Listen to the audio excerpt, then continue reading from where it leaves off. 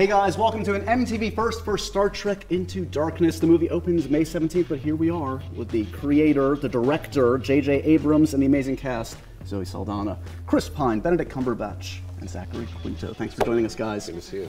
Okay, so for the next 30 minutes, you guys are ours on MTV. Mine, really. You ready? You don't seem ready. I'm still reeling just from that introduction.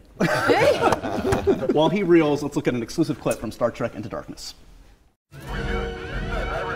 I can't hold this position. Spock, I gotta pull you back up. Negative. This is our only chance to save this species. If this volcano erupts, the planet dies. Pull him back up. Now!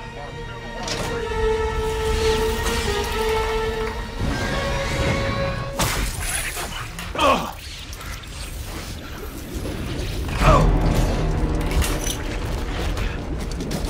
Spock, are you okay?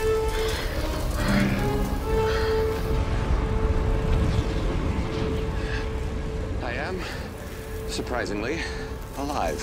Stand by.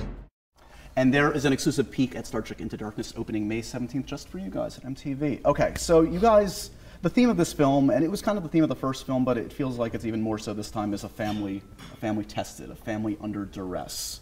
So I want to ask you guys, like, who has certain roles in this family here? Like, who is like the eager to please child? Who is the one that needs JJ's approval? Are you talking on screen or off? Yeah, it's actually. Or Off is better, probably. Yeah, probably. What do you think, Zachary? I don't really think that there's a sort of an internal barometer, I think, of what works and what doesn't, and there's a shorthand among us that I think allows us to communicate without seeking approval, but with having a real gauge. And JJ sets that tone really well. And Chris and I were talking earlier about the best thing that could ever happen, and when you know something is going really well, is when you can just sense JJ behind the camera at the monitor, just like, you know, just like laughing. That's my favorite. Such an undercurrent of levity. You've made Dad happy. Yeah. No, I gotta say, I've worked with a lot of people, and this group of actors is an extraordinarily low maintenance group, which is there's no weird, crazy ego detours that you have to take to try and make something work. It's like, honestly, everyone is great. They're just good people. Is there ever there's like that sense of too much fun on set can get in the way? Did that happen more the first time, the second time? I will say that it's a very strange thing because this movie was, I think, for all of us, like hugely challenging. Not just the big set piece stuff and action and physical things, but really the intimate scenes, tracking characters, working on the relationships and knowing where we are and what we're really playing, what's really going on there, and subtext. But there was always fun being had, but it never felt like one of those, you know, old movie, like Burt Reynolds movies, where it was like you just know they were having the greatest time ever. And that was sort of all right. Yeah, it was like, it's like they must have had a great time making that movie. And I don't know, it got like that for me a couple of times. but Who was the first to crack? Is somebody the easiest one to crack up on screen that would in a take? Well, these two are useless. I mean, they're brilliant at it. Yeah. When it comes to that. Yeah. I mean, there was my favorite story is from the first one. It's not from this, but from the first one when we were trying to. We'd work like a 20-hour day, and everybody's on the bridge, and we're all very, very serious stuff. And Zach comes walking through with the bangs of the pointy ears, and he has to say some line, and we could not, for the life of us, get through it. It's the only time I've seen you. Take a 5-minute break. I gotta go. Walks out. It was the one time when we had literally been working forever. Yeah, and I think it was the last night on the bridge. And we got the giggles. And everyone started cracking up, and it was just unacceptable. Now normally I would be the worst. I'd be the offender. I'd be laughing the most. But I just kept looking over at Tommy Gormley, our first AD, who was like basically your career's over if this, and so I remember I said, tell me when you're ready, and I walked off the set. That was a hard one. Yeah. And it took us a bit too because we were, that caught us by surprise. Yeah, we were all like. But then we couldn't stop laughing, and it was like get him here and tell him that I don't know what's going on. But it's like it was like tears, the full bit. I also had really a lot of trouble in the first movie in particular. I had a scene with Simon Pegg, and I know we're here to talk about this movie, but there's a moment when he had just been brought onto the bridge of the ship, and can I get a towel? was a line that he just lobbed in like out of nowhere, and I lost my mind. I think I lost my mind on the first one more than this one. We're gonna lose our mind in the next 25 minutes too. Look at that! I'm the master of segues. We're gonna have laughter, giggles, tears, a lot to come on MTV.com. Giggles? Giggles, a lot of giggles. Giggles. I guarantee giggles. No, wait, to come. wait, that's fine. Tears? You're gonna be crying. No. Chris is going to be crying. You're going to be crying. Okay. Let's be honest. I'm going to be the one that's crying on MTV.com when we continue with this amazing cast and J.J. Abrams. More on MTV.com with the cast of Star Trek Into Darkness right now. Let's end on another important note. If you haven't been able to tell already, I like putting people on the spot with games and silliness. Let's play a little game of Geeks or Posers. I want to see if you guys are legit now. Bring it. No. I like that attitude. I'm hands up a poser. No, that's the first time I've said that in my life. But you really have to own the knowledge to get anywhere near geekdom You're and part of track Trek, it. you're part of Sherlock. These are. Yes, but that doesn't mean I own the title of being at that level of fandom of, We're going to find out right now. Let's see what happens. Thank you. Starting with Benedict. I'm saying. He's so eager to do this. Yeah, it's a buzzer. Hit your imaginary buzzer. What 1999 sci-fi comedy parodied Star Trek and Space Cowboys. No. Galaxy Quest. You didn't hit your buzzer. So. Space Cowboys Equality. Answer in the form of a question. Next. Sorry, JJ. On Walking Dead, what character wears a poncho and kills zombies with a crossbow? Rick Fendler. Wow. Diana Ross. I have no idea. There's a lot of pop culture to consume in the universe. I You thought can't it know was it all. Star Trek geekdom. I'm sorry, I missed That is. You're like really casting a wide net with this. Daryl It's just Dixon. everything that's been watched by lots of people. And he knows it's like it's Daryl Dixon. What planet was Luke Skywalker raised on? Delta Are we really doing Omega. this? Are we really doing this? I think it's happening. Is this You guys don't know? This is, well, it's, Who yeah. knows? I'm gonna get. It's Tatooine. It's Tatooine. What Star Trek movie had Tom Hardy as a villain? Oh, the one with Oh, Nemesis, Redemption. yeah. Nemesis, yeah. No, Nemesis. Oh my God, I really like that There one. you go. How do you spell Tatooine? They're T's and they're in How do you spell Tatooine? Exactly. Nicely done. Tatooine. There's no one with the actual answer here. Is that not? Tatooine. I got it right. You did. I got it Tattoo and right. then I INE. earned the right to finish this on a positive I note. know, and you didn't have the cue cards in front of you at all. Name the two characters Benedict plays in The Hobbit. The dragon and Bilbo Baggins. No, that's awesome. Kidding, I know. I got it. At least you got that one. Bilbo Baggins is the song that Leonard necromancer. made famous in 1968. That sounds about right. Let's go with that. Something. Let's go I'll with talk that. to him about it. Are you going to release an album? We've been working on it. We were talking about it. Working on it. Yeah. Oh, wait, a collabo? This is Yeah, collabo. Sure, buddy. Come on. What's it going to be? You heard it here on MTV first. What's it? Literally, the name of the show is MTV First, and we heard it here first. What's the first single? Danger. It's just called Danger. And what would Leonard say if he knew that you guys were doing that? I'll buy it on iTunes. It wasn't good. It wasn't good. It's usually better. On that note, my thanks to this amazing cast: Zachary, Chris, Benedict, Zoe. My last interview with J.J. Abrams, who now hates me. Star Trek Into Darkness. Again, congratulations all around. This is such a fantastic movie.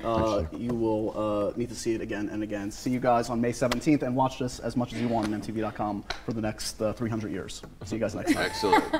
Thank you very much. Thank you.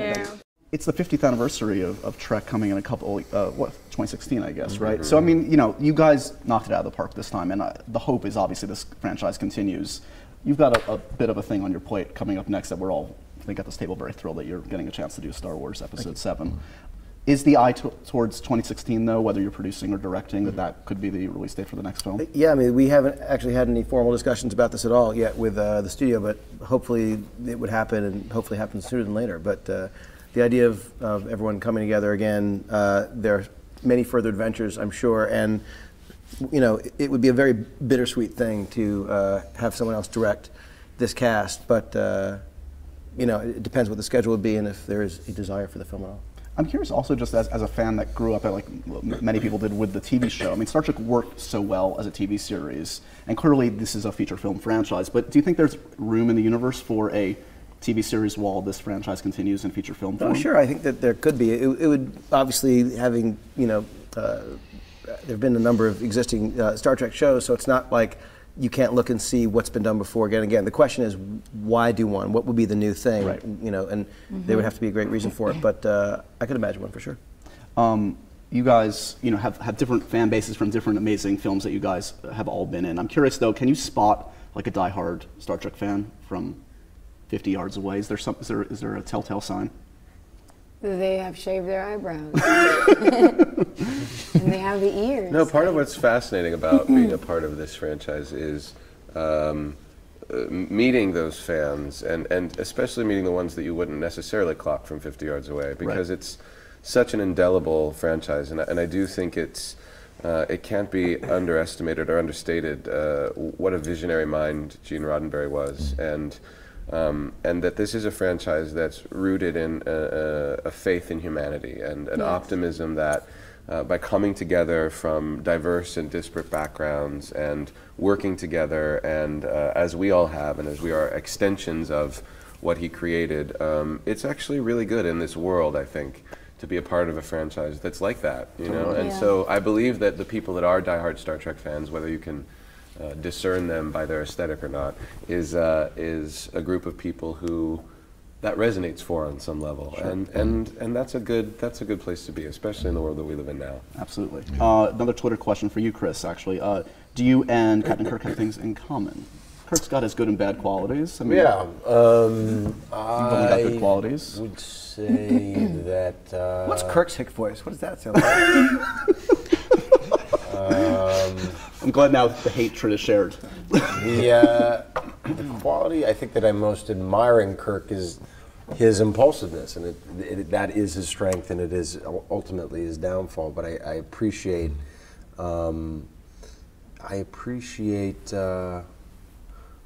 I forget who I was talking to this about this with, but there's something to Kirk. It's like when he feels, he feels. If he's angry, and he's going to express it. If he's sad, he's sad. He's going to cry. If he wants to love, he loves. He rages. He's polar in all directions.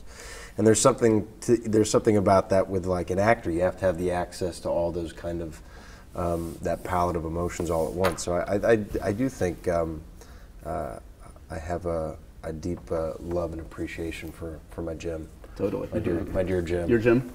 He's our Jim now, but he's your Jim at heart. I have to ask you at least one Star Wars question. I know we're years away, but just like, look, I have the director of Episode 7 sitting next to me. I have to ask, I mean, are you going back? I mean, I know you grew up with Star Wars. We all did, right? Are you going back and looking at what made the Star Wars films great and why you fell in love with them in the first place to kind of figure out how you continue this in the right way? What's the methodology? How you? Well, it really is way early days, and I feel like it would be wrong to talk about something that the process of which is just beginning. But I do look forward, when the time is right, to answering all of your questions and having actors whom I love and respect being put on the spot and made to say things that are humiliating. That's my signature move. Listen, come on, it's your go-to. But I appreciate the questions, and I just feel like it's very, very early too early to be talking about it right Fair now. enough. I'll bring out the coals that I will rake you over next time. I look forward to that when the time is right. I have important Twitter questions. Let's go to one. This is provocative stuff. From the Builder Bob, can you have everyone imitate Benedict's voice and then have Benedict imitate whoever he damn well pleases? Can anyone do a Benedict Cumberbatch here? Pineal scan. I can't go low enough. Yeah, you can. Come on. You should have let me sleep. Wow. It's pretty good. Just a little aspiration. That's impressive. That's very good. I like that a lot. That's impressive. In Spanish. Hello, love. That's my favorite. That's my favorite. Come on. No, it's my favorite Benedict line every morning. Hello, love. That's a good start. I heard Simon told me you have I don't know if this is an accent or an imitation, but that you go into hick voice occasionally. No, I think what's funny is the way Chris can hug you. That's what's really funny about the way. What is the way you hug? How you walk and you stick out your butt and you hug. You do have I know. People do make fun of my hug. Why are you keeping the butt away? What are you doing? I think I'm a good hugger. No, you're a good hugger. I think I'm a naturally good hugger. Oh, you're hurting his feelings now. I took pride in my hugging until about a minute and a half ago. Don't be ashamed. What's the hick voice? I can't do the heck voice, man. I'm not going to alienate viewers. I can't do Someone will that. shoot their television in a part of your country. No, Simon is the ball of laughs on our set, as is John Cho. John Cho is. does do. Oh my God. John Cho.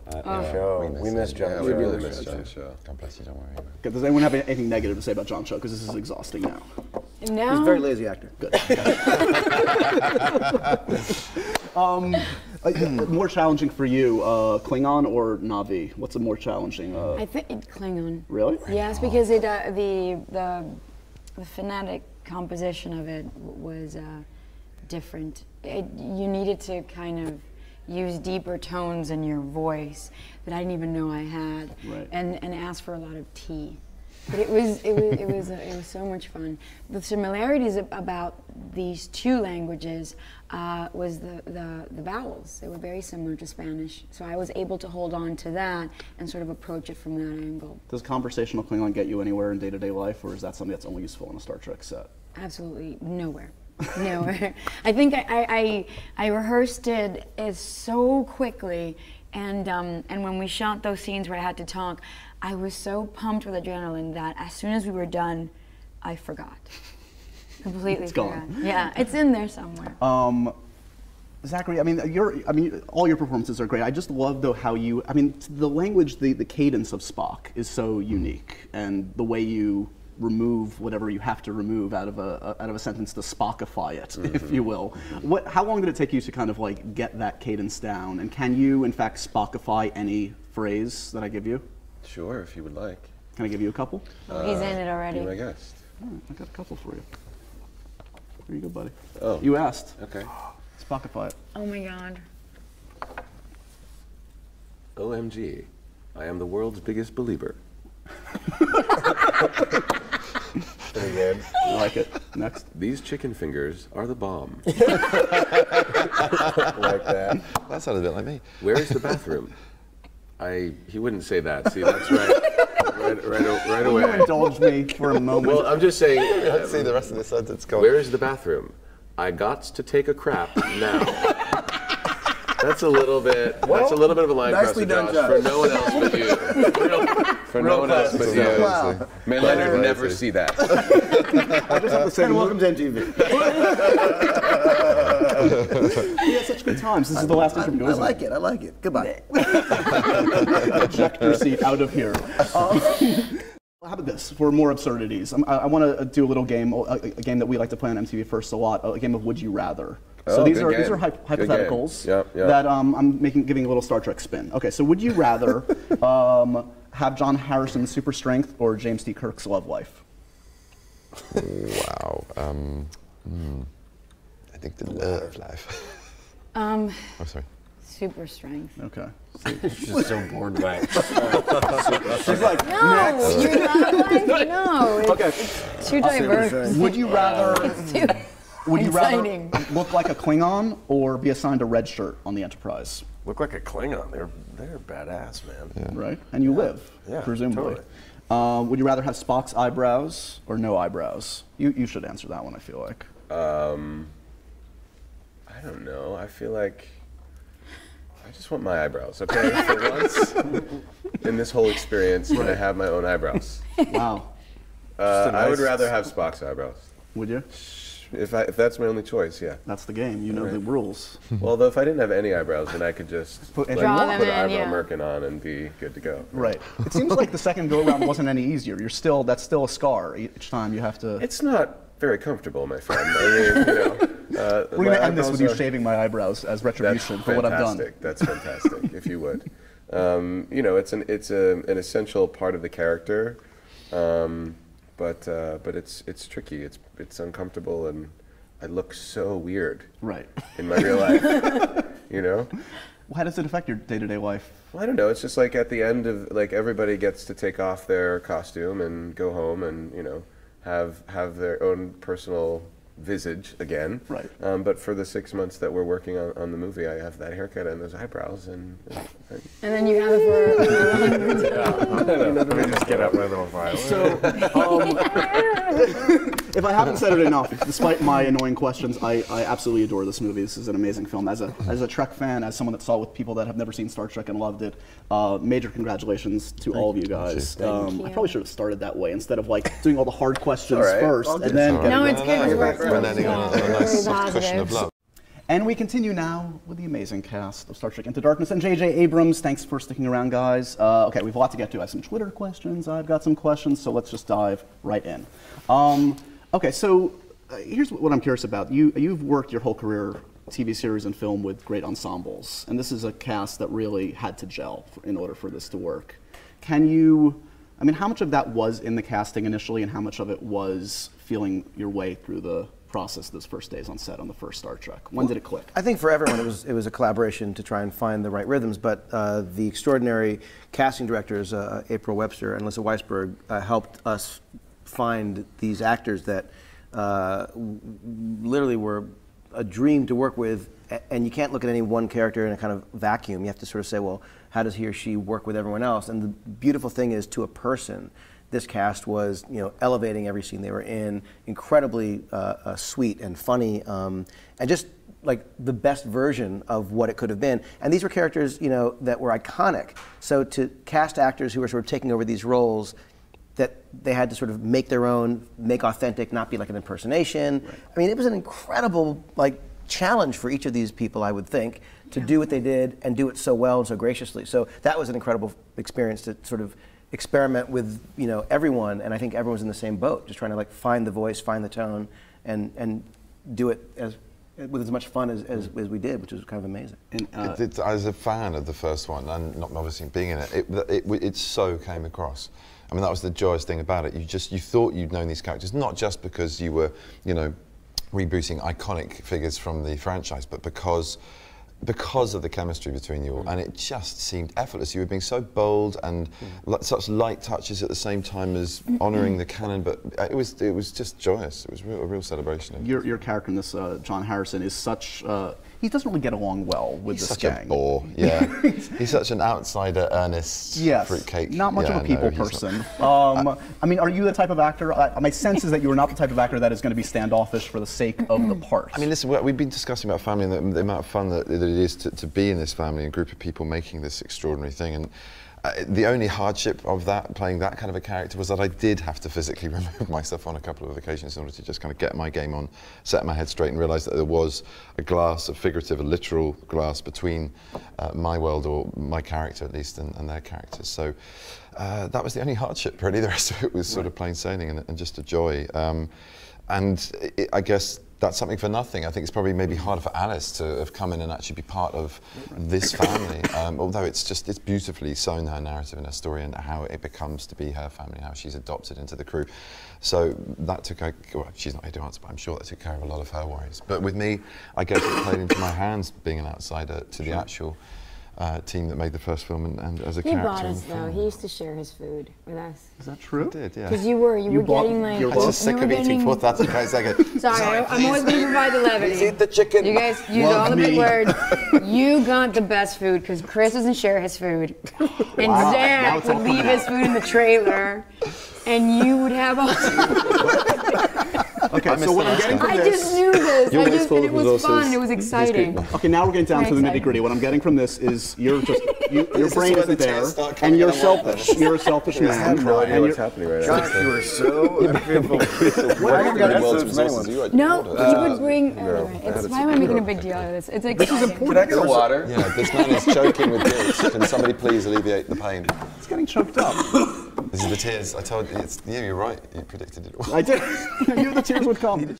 There's some amazing fights, some amazing sequences in the film. I have to talk about the fight you guys have, this hand-to-hand, I don't even know what to call it. It's was it fun to kick the crap out of each other? Is what we called it. I mean, it was so much fun to do. And it was the first, I mean, it was the big kind of chunk of thing and involved. 11 or 12 days between first unit and second unit. Yeah, we worked a long time. It was a lot of time, but it was That's, the first. My real involvement was we were that in fight. This big. I mean, the fact that people had built that.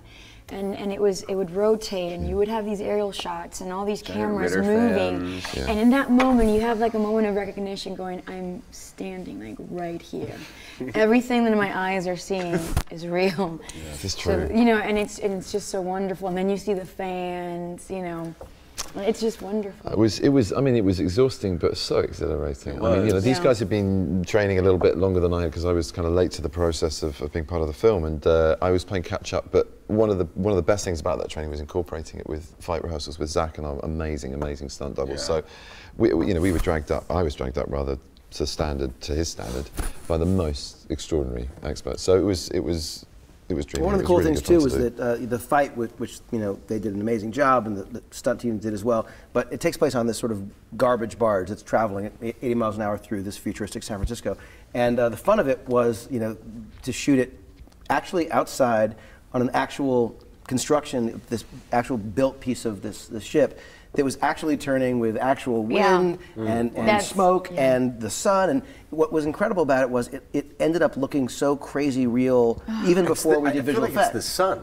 The sun was huge, but was really the intense. fact that It was we incredibly got hot, camera, Movement, camera movement on a grand scale, so you knew you weren't on a stage because hermetically sealed. Yeah, and we had helicopter shots. We literally had, It was you know, just it was all done amazing. on IMAX. I mean, it was really like a crazy thing to shoot, and it was like you said, you know, nearly 2 weeks of work. Sort of And exhausting. then in They the did a great film, job. there are two barges that in the middle of the fight, you know, he makes an escape. John Harrison makes an escape and pummels Spock, and then jumps off the barge and lands on another barge, and Spock goes and runs and jumps from one to the other. But there was only one barge that we shot the whole thing on, and then the mastery of the CGI made it. I mean, it's that kind of stuff when you look at a movie that you're in and you're like, I don't get it, I don't understand. My brain doesn't work this way. Yeah, it's true. So true. Why is everything so skin tight in the future? Why these costumes are so unforgiving? Where's Michael Kaplan? Oh my God. You know, that's a good question. I was just so, you know, lucky that I didn't have to wear these costumes. But you guys look. I didn't have any really super skin tight action in this film. I had more cumbersome. Yeah, you had that crazy, the crazy volcano suit. That was so much fun. Even though it was I just remember I would put that thing on. It would take about 15 or 20 minutes to get into it, and then between takes I couldn't really fully sit down. So you would have to lay down like Hannibal Lecter? But the shoulder plate would fit directly between the armrest on the director's chair, you know, on the chairs that we have.